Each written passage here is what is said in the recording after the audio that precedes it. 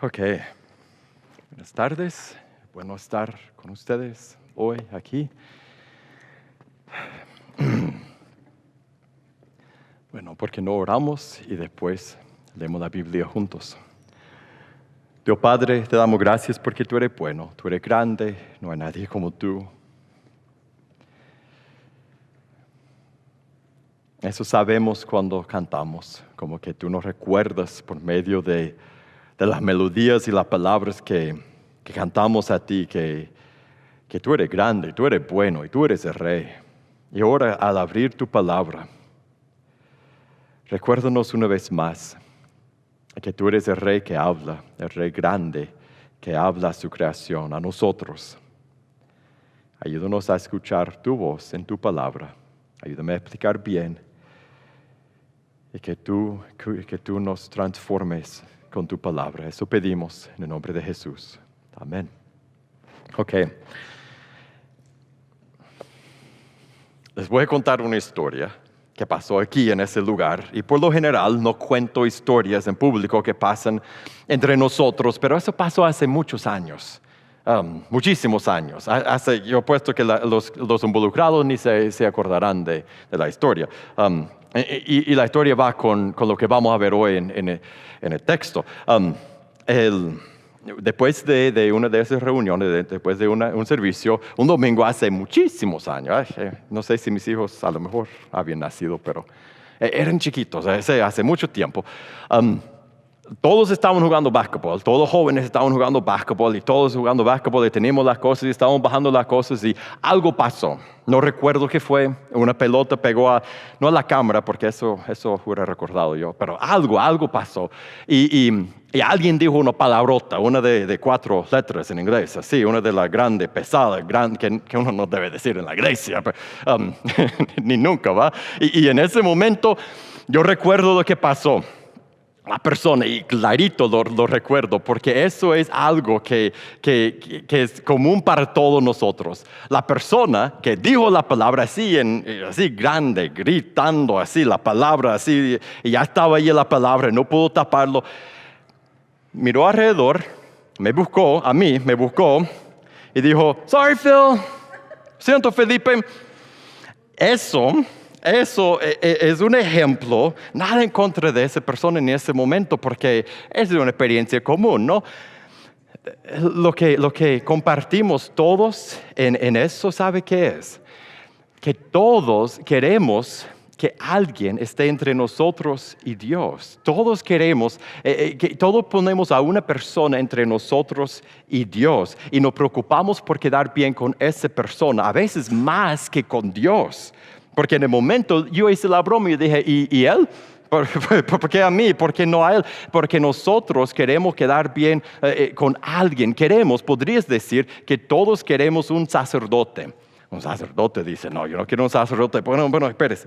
Todos queremos alguien que está entre nosotros y Dios. Y queremos quedarnos bien con esa persona. Y queremos que esa persona nos diga lo que tenemos que hacer. ¿Cuántas veces los que han sido cristianos por mucho tiempo te han preguntado qué enseña en tu iglesia de eso? ¿Qué dice en tu iglesia del otro? ¿Qué dice tu pastor de eso? Buscamos que alguien nos diga lo que debemos hacer. Queremos que alguien nos diga, nos dé las reglas. Queremos quedarnos bien con esa persona. A veces nos preocupamos más por quedarnos bien con esa persona que con Dios. Queremos un sacerdote. Cuando pecamos, queremos que esa persona nos dé perdón. Todos queremos que alguien entre nosotros y Dios que nos diga que estamos bien y que vamos a estar bien con Dios. Buscamos esto de otra persona. Y mire, buscamos a alguien, puede ser un líder, una persona, la persona que está enfrente, puede ser las oraciones que se hacen a cristianos muertos, cosa que no es bíblico, pero ocurre, ¿no? Las oraciones que se hacen a personas que ya no están vivas, que están con Dios, pidiendo que alguien interceda, que alguien se ponga delante de Dios por mí. Y nos entregamos a esas personas y a la religión o a los sistemas, lo que sea, confiamos en esas personas, en nuestro sacerdote y les obedecemos. Y la ironía, o quizás lo triste o lo ridículo, es que pasamos nuestra eternidad, no tanto sobre lo que Dios dice, sino lo que esa persona dice que Dios dice. No tanto sobre la palabra de Dios, sino sobre la explicación de la palabra de Dios que esa persona nos da. No tanto como andamos con Dios, sino cómo andamos con esa persona. Y eso es triste porque es muy inseguro. No es Dios, es un ser humano. Hay algo muchísimo mejor que tener a una persona entre nosotros y Dios. Una persona que nos comunique de parte de Dios y que nos haga sentir que estamos bien con Dios. Hay algo mucho mejor. Hoy vamos a ver cómo tener una conexión verdadera entre nosotros y Dios, sin tener a otra persona en medio, otro ser humano entre nosotros. Regresamos a la historia para ver cómo es esa idea. Regresamos a la historia donde dejamos a los israelitas en el desierto. Estaban viajando, el pueblo de Dios estaba viajando. ¿Y sabe qué le dio Dios? Le dio sacerdotes. Le dio personas que podrían estar entre ellos y Él, personas que podrían interceder entre ellos y el pueblo y Dios. En Éxodo 28:1 dice que Dios escogió los sacerdotes. La gente no es como nosotros hoy día que decimos, hey, tú vas a ser la persona que me va a guiar a Dios. No, Dios escogió a los sacerdotes. Éxodo 28:1 dice, entonces Dios hablando a Moisés, harás que se acerque a ti de entre los israelitas tu hermano Aarón, y con él sus hijos, para que me sirva como sacerdote. Aarón con Nadab, Abiú, Eleazar y Itamar, hijos de Aarón. Ellos eran los primeros sacerdotes y sus hijos después de ellos eran los sacerdotes que estaban entre el pueblo y Dios. Y antes de ser sacerdotes, ellos tenían que ser consagrados. ¿Sabe con qué son consagrados? ¿Alguien? Con sangre, siempre con sangre, siempre con sangre. En Éxodo 29, más adelante, mira lo que dice en el 1. Eso es lo que harás para consagrarlos, para que me sirvan como sacerdotes. Tomen un novillo, 2 carneros sin defecto.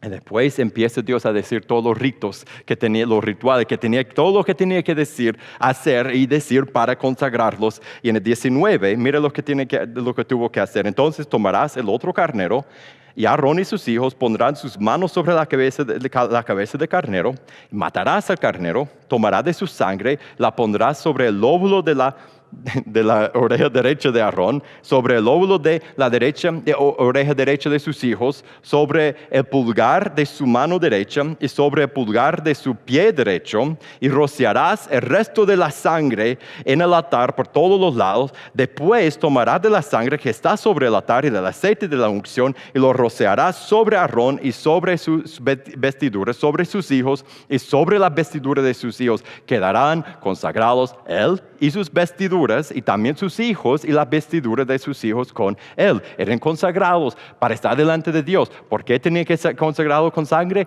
Porque si iban a estar delante de Dios, entre Dios y el pueblo, ellos eran seres humanos, habían pecado, iban a pecar más. Ellos tenían que tener perdón por su pecado, y el perdón solo que se consigue por la muerte. Entonces tuvo que morir un animal y ellos tuvieron que ser rociados con la sangre. Entonces, cubierto con la sangre, ellos podían estar delante de Dios. La idea grande de eso es que los sacerdotes conectaban al pueblo con Dios. Ellos eran la conexión, el vínculo entre Dios y el pueblo. Allí estaban los sacerdotes y ellos sí conectaban el pueblo con Dios. Ellos tenían que interceder entre Dios y el pueblo. En Números 16 hay una historia. En vez de leer las instrucciones de cómo tenían que interceder, mejor vemos una historia de cómo tuvo que interceder Aarón, el sumo sacerdote. Una vez habían pecado algunos del campo de los israelitas, y Dios abrió la tierra y lo consumió. Cayeron los que habían rebelado. El día siguiente, Números 16:41, toda la congregación de los israelitas murmuró contra Moisés y Aarón, diciendo: ustedes son los que han sido la causa de la muerte del pueblo de Dios. No, algo que no entra en mi mente cuando leo esa historia es, el día anterior, ayer, habían visto a las personas que estaban quejándose contra Dios y contra los líderes, contra Moisés y Aarón. habían visto que Dios abrió la tierra y ellos cayeron y descendieron vivos al infierno, o que cayeron vivos y murieron en la tierra lo tragó y se cerró sobre ellos, y el día siguiente todos empezaron a hacer lo mismo que ellos habían hecho. ¿Qué estaban pensando? No entiendo, pero lo hicieron. Sucedió, sin embargo, que cuando la congregación se había juntado contra Moisés y Aarón, se volvieron hacia la tienda de reunión y vieron que la nube la cubría y la gloria del Señor apareció. Entonces Aarón y Moisés fueron a frente de la tienda de la reunión y el Señor habló a Moisés y dijo: pártese de medio de esa congregación para que yo la destruya en un instante. Entonces ellos empiezan a interceder entre Dios y el pueblo. Mire lo que hacen. Cayeron sobre sus rostros y Moisés le dijo a Aarón: toma tu incensario y pon en el fuego del altar y echa incienso en él y tráelo entonces pronto a la congregación y haz expiación por ellos, porque la ira ha salido de parte del Señor. La plaga ha comenzado. La gente ya estaba cayendo muerta por la plaga de Dios, por haberse rebelado contra Dios. Aarón tomó el incensario como Moisés le había dicho y corrió hacia el medio de la asamblea, pues vio que la plaga ya había comenzado entre el pueblo, y echó el incienso e hizo expiación por el pueblo. Entonces se colocó entre los muertos y los vivos. Entonces la plaga venía desde acá y todos ustedes estaban muertos, y Aarón se puso en medio de los muertos y los vivos, y ahí la plaga se detuvo. Y los que murieron a causa de la plaga fueron 14,700, sin contar los que murieron por causa de correr, los del día anterior. Aarón, los sacerdotes tenían que interceder entre el pueblo y Dios. Eran mediadores de la misericordia, del perdón de Dios. Ellos ofrecían sacrificios a Dios. Solo ellos podían ofrecer los sacrificios a Dios, porque ellos estaban entre el pueblo y Dios. Y ellos no solo ofrecían los sacrificios a Dios, porque si iban a interceder entre el pueblo y Dios, eso tiene dos vías, ¿no? Por un lado, ellos dieron los sacrificios a Dios, y por otro lado, ellos tenían que dar la palabra de Dios al pueblo. Mire, al final casi de su vida, en Deuteronomio 31:9, Moisés escribió esta ley y la dio, mire, ¿a quiénes? Los sacerdotes, hijos de Leví, que llevaban el arca del pacto del Señor, y a todos los ancianos de Israel. Entonces Moisés les ordenó, ¿a quiénes? A los sacerdotes: al fin de cada 7 años, durante el tiempo del año de la remisión de deudas, en la fiesta de los tabernáculos, cuando todo Israel venga a presentarse delante del Señor tu Dios en el lugar que él escoja, leerás esa ley delante de todo Israel a oídos de ellos. Así ellos completaban la conexión entre el pueblo y Dios. Entre Dios estaban los sacerdotes, llevaban los sacrificios a Dios, intercedían por el pueblo y después traían la palabra de Dios al pueblo. Pero, como eran humanos, hombres, personas como nosotros, los sacerdotes, los que estaban arriba del pueblo, entre el pueblo y Dios, no eran perfectos. Ellos tenían sus defectos, algunos más que otros. Ellos no eran los representantes perfectos entre el pueblo y Dios. No intercedían siempre bien. Muchas veces abusaban de la gente. Muchas veces no hacían los sacrificios que tenían que hacer. No guiaban siempre el pueblo a Dios. En las profecías, después en los reclamos, las correcciones que Dios hacía al pueblo, una de las cosas que a veces decía Dios es que tus sacerdotes no son pastores, no guían al pueblo, no cuidan al pueblo, sino comen de las ovejas, no cuidan de mi pueblo. Los mismos hijos de Aarón, habían 4, recuerda, los primeros 2, casi inmediatamente después de ser consagrados como sacerdotes, murieron, porque no honraron a Dios, no hicieron bien su trabajo como sacerdotes, eran personas imperfectas. Al final de sacerdocio, casi al final, antes de empezar los reyes, seguían los sacerdotes después, pero uno de los sacerdotes más famosos antes de que empezó los reyes de Israel era Elí. Y Elí tenía 2 hijos que eran los sacerdotes después de él, y él estaba sobre ellos, y Elí era un buen sacerdote, pero sus hijos no. Ellos fornicaban en la puerta de la tienda de la reunión. Ellos eran impuros, ellos comían lo que tenía que sacrificar a Dios en vez de sacrificarlo a Dios. Eran malos sacerdotes. Entonces, Dios empezó a prometer otro sacerdote, un sacerdote mejor, un sacerdote verdadero, un sacerdote perfecto, que de verdad llevaría el pueblo a Dios, intercedería perfectamente entre el pueblo y Dios. Por ejemplo, en el libro de Zacarías 6:12 dice: y dile, así dice el Señor de los ejércitos, vendrá un hombre cuyo nombre es Renuevo, porque Él brotará del lugar donde está y reedificará el templo del Señor. Sí, Él reedificará el templo del Señor y Él llevará gloria y se sentará y gobernará en su trono. Será rey entonces. Y después dice, será sacerdote sobre su trono y habrá consejo de paz entre los dos oficios. Dios dice, va a haber un mejor y perfecto sacerdote. Y este era Jesús. Jesús es el verdadero sacerdote, el perfecto y verdadero sacerdote, quien nos conecta de verdad con Dios, quien es el mediador entre nosotros y Dios, el intercesor entre nosotros y Dios. En Hebreos capítulo 6, mire lo que dice de Jesús y la clase de sacerdote que Él iba a ser.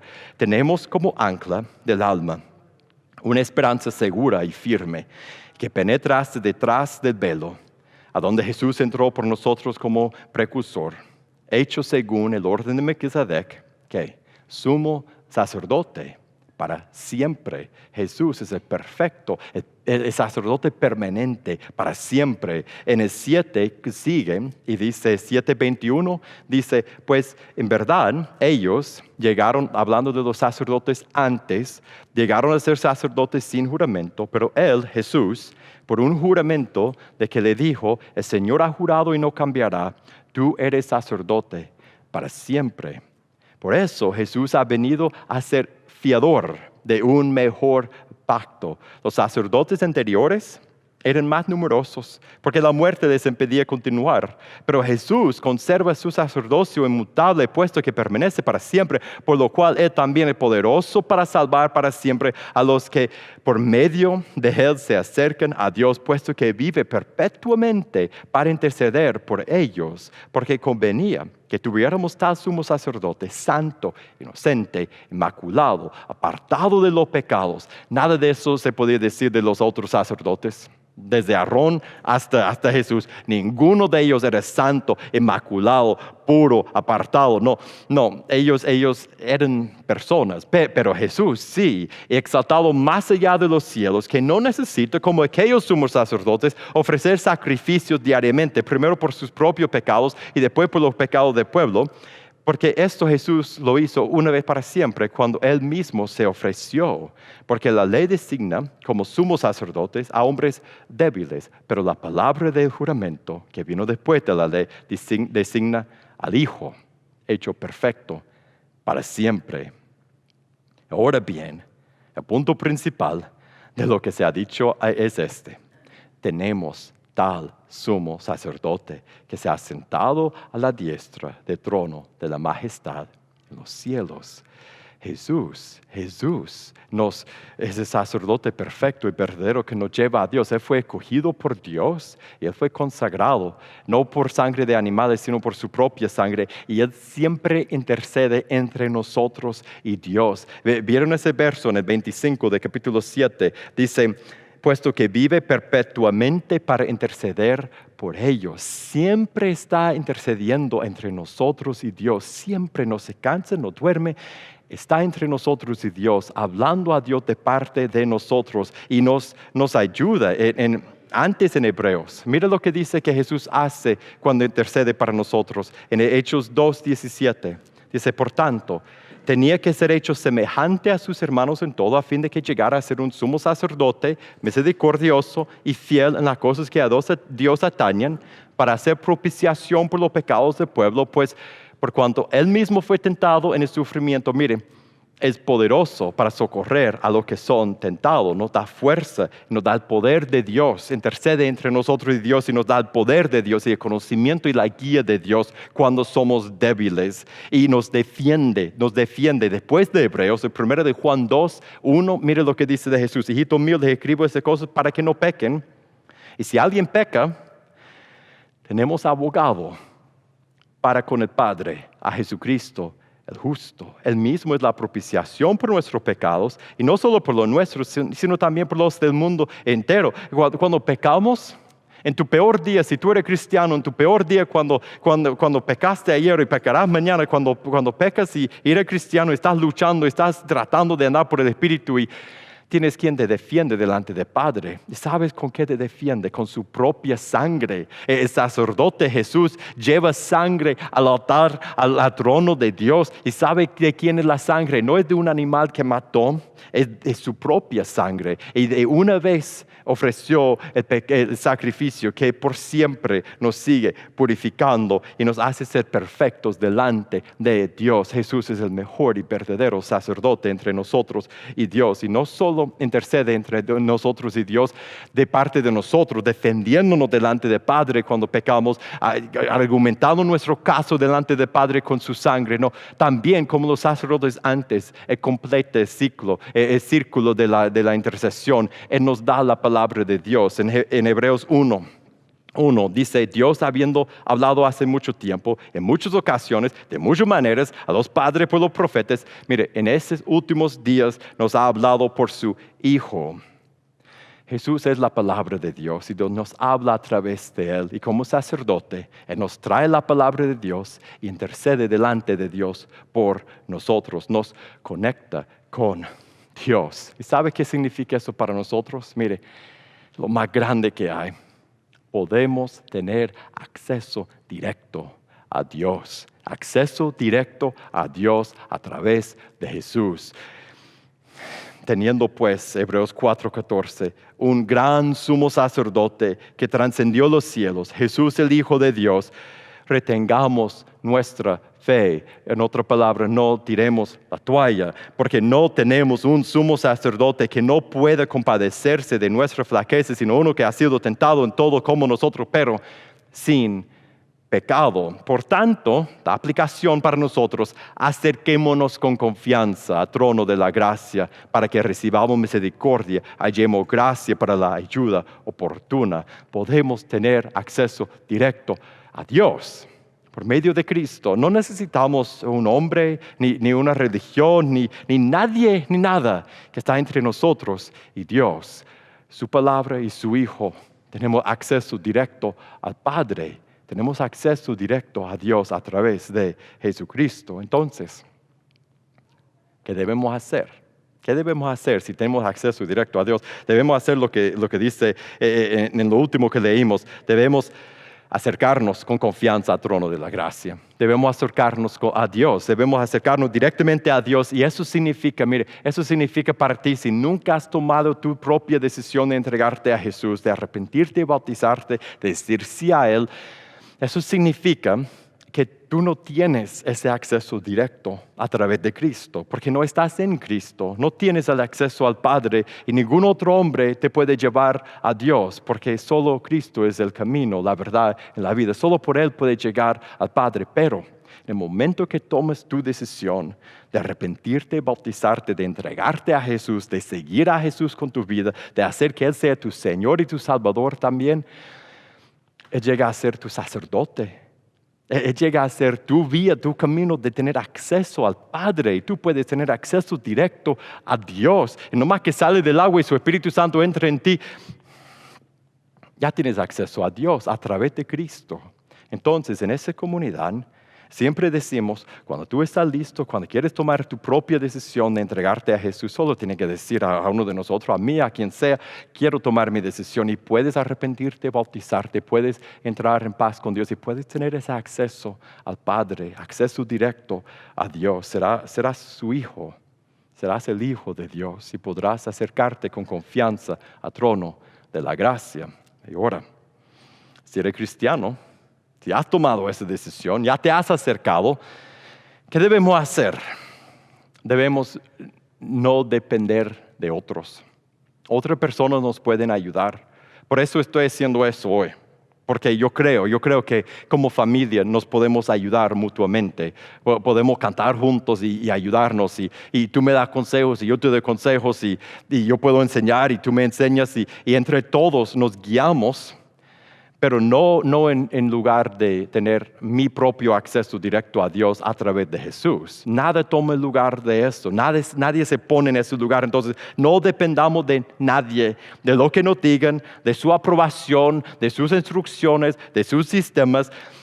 Otros nos pueden ayudar a buscar a Dios, pero debemos buscar directamente a Dios en su palabra. Que eso no sea el único momento que tú abres la palabra de Dios. Todo el día debemos abrir la palabra de Dios. Tenemos acceso directo al Padre. Podemos leer por nosotros mismos y escuchar a Dios directamente. Y otros nos pueden ayudar a entender, pero nosotros, si tú tienes el Espíritu Santo, tú puedes entender, yo puedo leer la palabra y Dios me habla y Dios te habla. Tenemos que leer, tenemos que hablar. Podemos hablar y Él nos escucha. Podemos cantarle y adorar como hemos estado haciendo hoy. Podemos hablar con Él y decir, ¿cuál es tu voluntad? ¿Qué quieres que yo haga? Necesito tu guía. Porque tenemos acceso directo a Dios. Entonces aprovechemos de eso. Mi pregunta para nosotros, si eres cristiano, ¿cómo puedes buscar más a tu Padre en esta semana? Vamos a entrar en un tiempo de adorar a nuestro sumo sacerdote, a Jesús, el que intercede entre nosotros y Dios, porque vamos a cantar a Él. Y si tu corazón está preparado, te invito a que pases y tomes la Santa Cena, que tomes el pan y el jugo y que recuerdes el cuerpo y la sangre de Jesús, que por medio de su sacrificio en la cruz nosotros podemos tener ese acceso directo al Padre. Es tiempo de adorar, es tiempo de agradecer, es tiempo de estar de estar muy felices por lo que nos ha dado. Vamos a ponernos de pie y vamos a orar, decirle gracias. Primero en oración y después en canto. Dios Padre, gracias por ser tan bueno con nosotros. Gracias por ser el sumo sacerdote que nos lleva a Dios. Ayúdanos a vivir con personas que tienen acceso directo, que no tenemos que depender de nadie, que podemos acercarnos con confianza al trono de la gracia. En tu nombre oramos. Amén.